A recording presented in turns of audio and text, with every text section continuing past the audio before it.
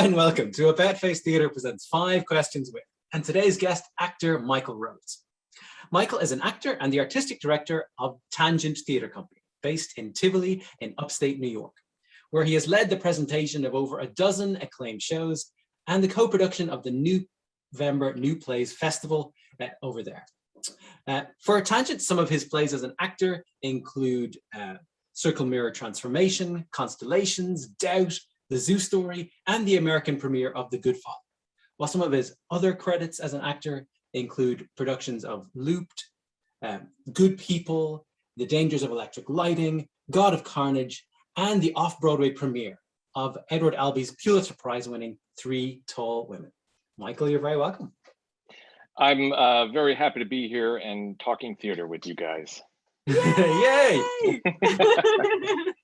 So, Michael, what play or experience first got you into theater? That's a pretty interesting question because I came late to acting. I started when I was in my mid-20s. So, you know, I never had entertained a thought of becoming an actor.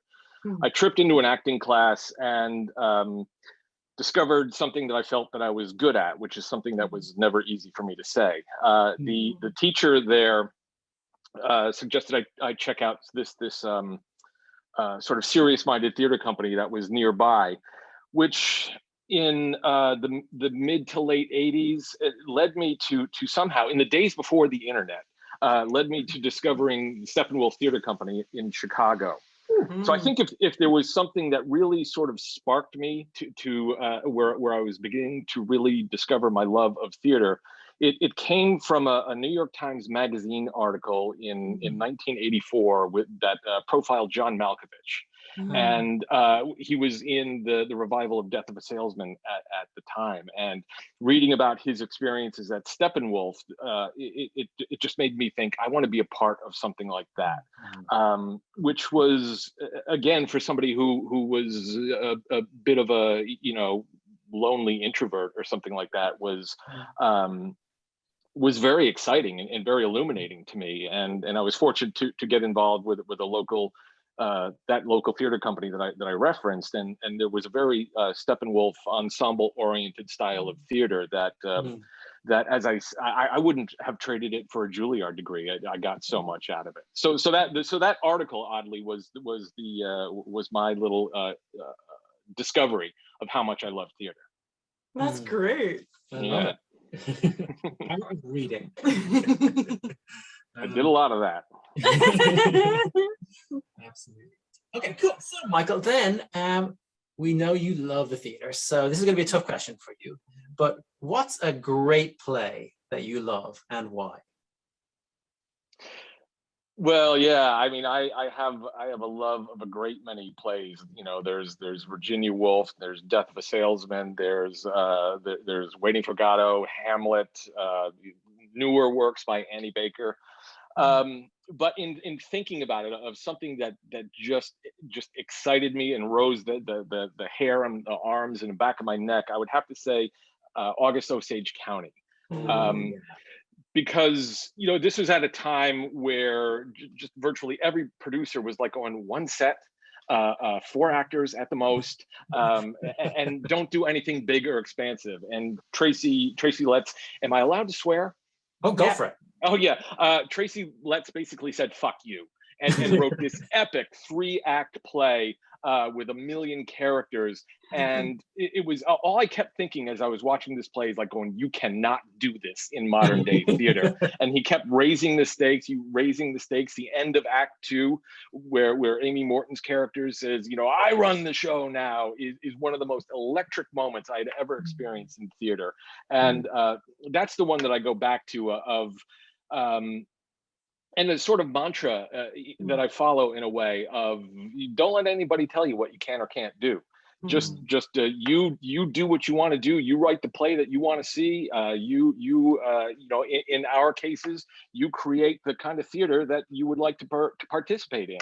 And it's just been highly instructive for me. So I get goosebumps now still thinking about the experience. Love that. That's great. I love when it's so visceral. So, Michael, can you tell us about a time in your theater career where things turned out differently than you expected them to? Yeah, I can. It wasn't, there weren't, of course, we all have onstage disasters and things where productions maybe didn't turn out the way that we had hoped or something like that. But I never expected to have a theater space. When we came to Tivoli, which is about 100 miles north of New York City, we thought we would do similar events like we did in the city, where we would find a space that was sort of the last character of the play. So we did the play Doubt, which, Anna, I'm not sure if you ever saw.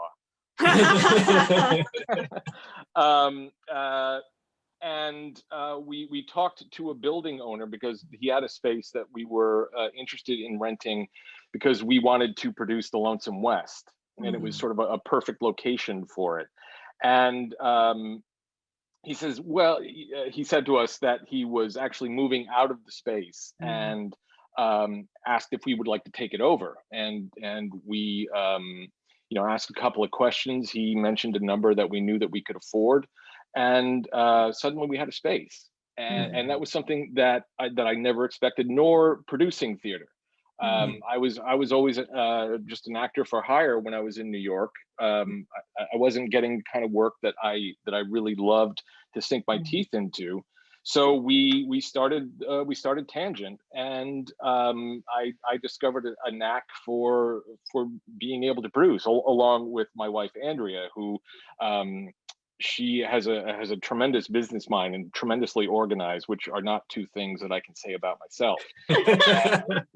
And it worked. I don't always recommend teaming with your partner, but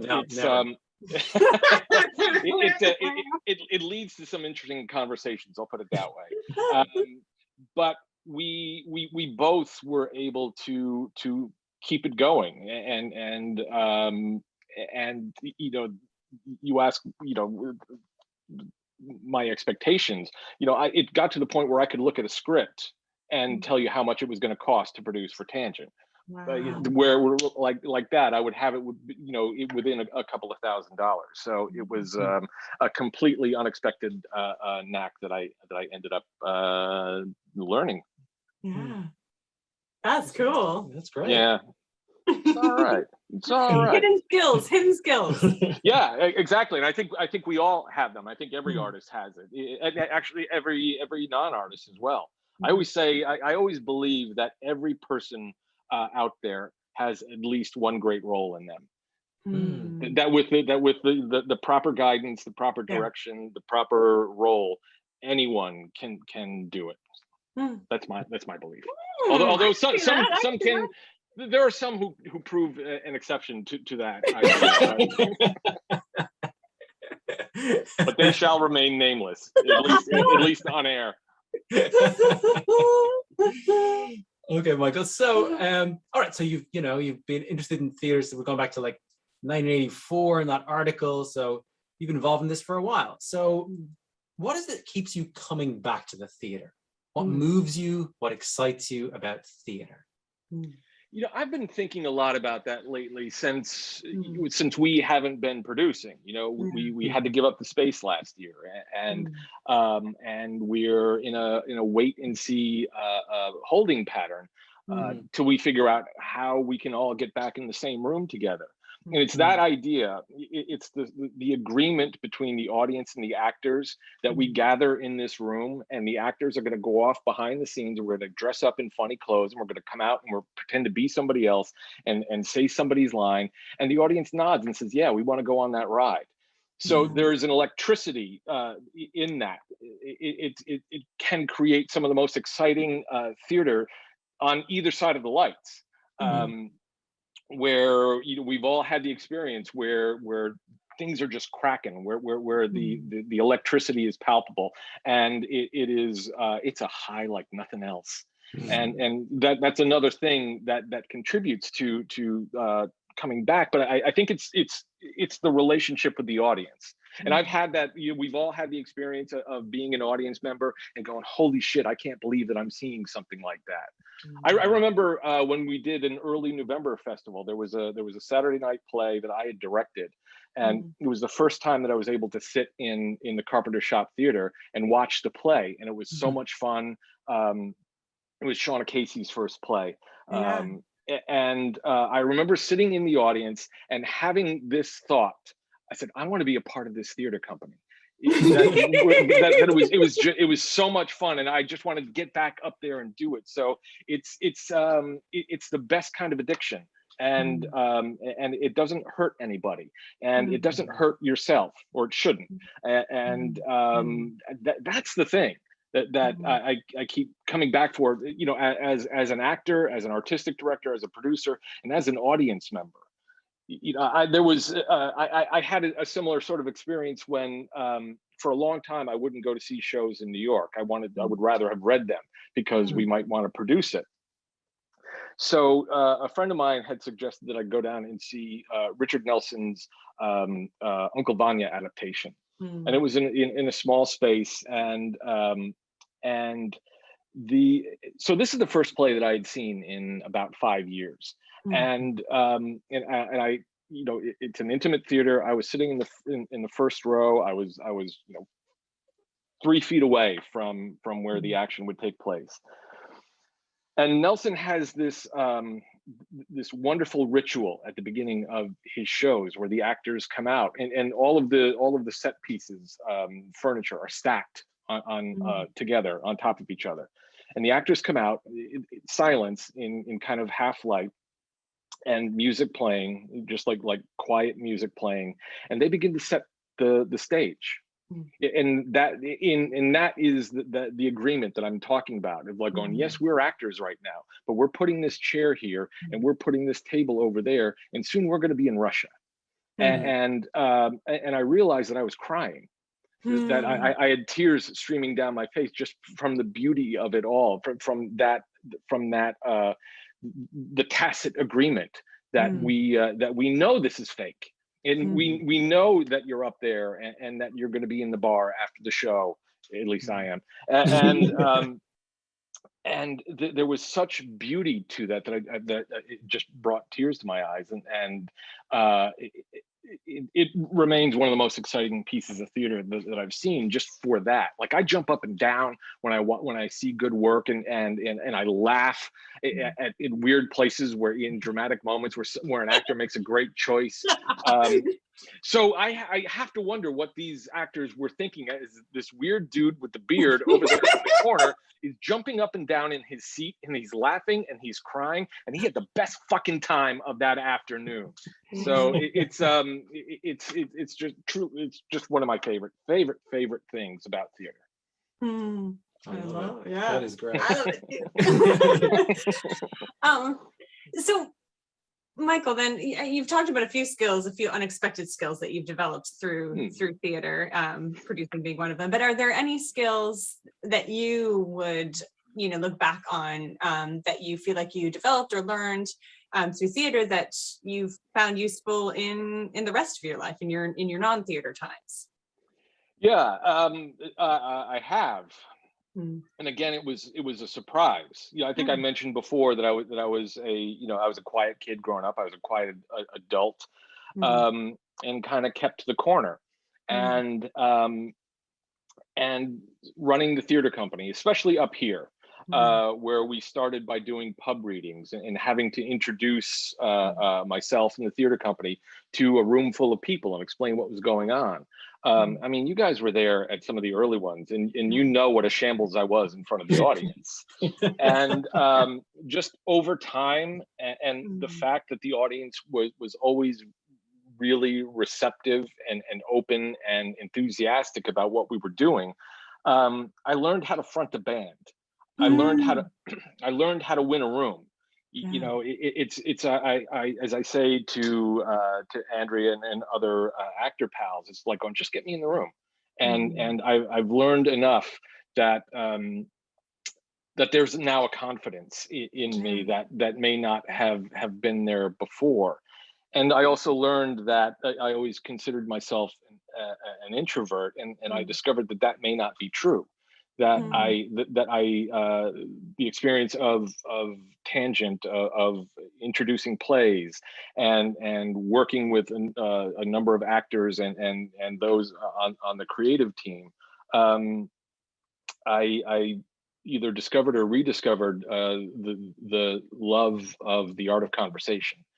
And maybe it's also age, and I just don't care anymore. But you know, it's like as you guys know, I have a few opinions, and I don't seem to have a problem sharing them. But always coming from a good, positive, supportive place.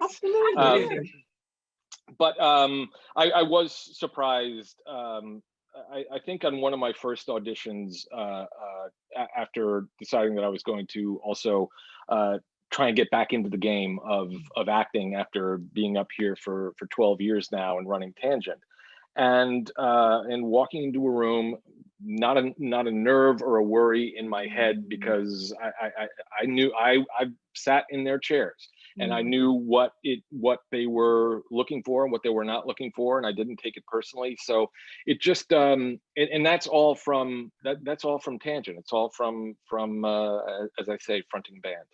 Yeah, very cool. Rock and roll theater. Rock and roll. Yeah, that's what I like. So this has been so great, Michael. But you're not getting away that easily. We have a bonus question. Can you tell us anything about what you're working on at the moment? I'm not working on anything for Tangent. I haven't found my way into the online stuff. It just I think because Tangent got known for the intimacy of our work, that while I've greatly enjoyed the online presentations of things, and I've also loved participating in them, it's just we are drawn to character-driven theater. We are driven by the intimacy of our relationship with the audience and our closeness to them.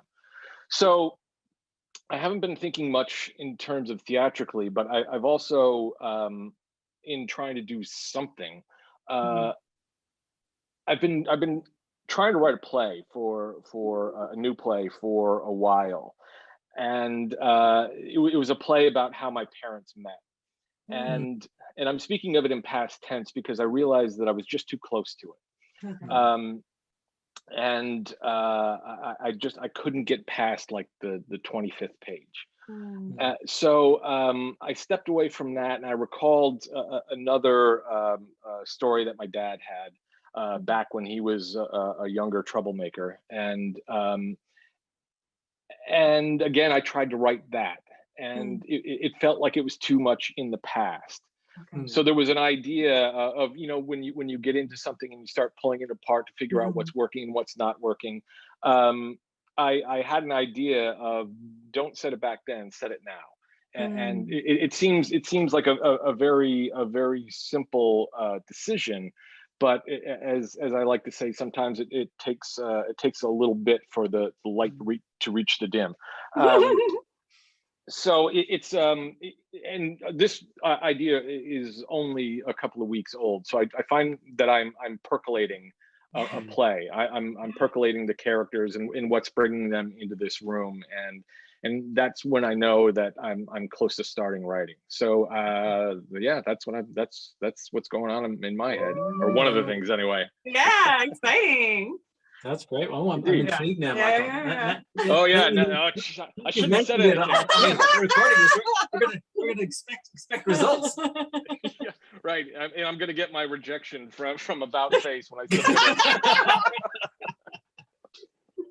well prepared for that. But it'd be a nice rejection. Yes, you always send the best rejection letters. I don't have many skills, but that's one of them. Yeah.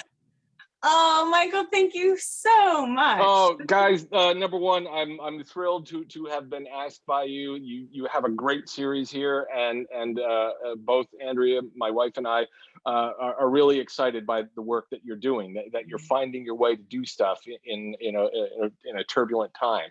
So, cheers to you guys for making this available for not only myself to watch, but all of your audience members as well. No, thank you. It's our joy and privilege. Good, ours too. And thank you to you, the audience, for joining us. If you enjoyed the interview, please like below and follow AboutFACE and Tangent and share, because we believe theater makes life better. See you next time on AboutFACE Theater presents 5 Questions With.